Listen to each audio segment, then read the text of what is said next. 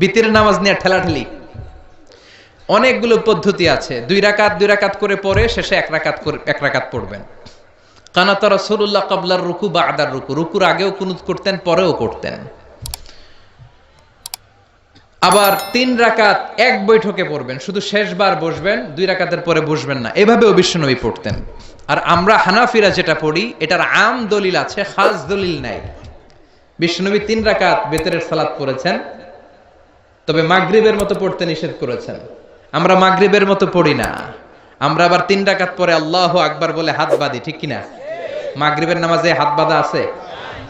আমরা আল্লাহুম্মা ইন্না নাস্তাঈনুক ওয়া নাস্তাগফিরুক এই দোয়া পড়ি, মাগরিবে এই দোয়া আছে? হানাফিরা এই হাদিসের আলোকে আম দলিল নিয়েছেন যে 3 রাকাত আমরা যেভাবে পড়ি মাগরিব থেকে একটু টুইস্ট করে আলাদা, এভাবেও পড়া যাবে। এই মৌলিক 3টা পদ্ধতির যেটা দিয়ে মনে চায় সেটা দিয়ে পড়েন, কিন্তু বিভ্রান্তি সৃষ্টি করা যাবে না।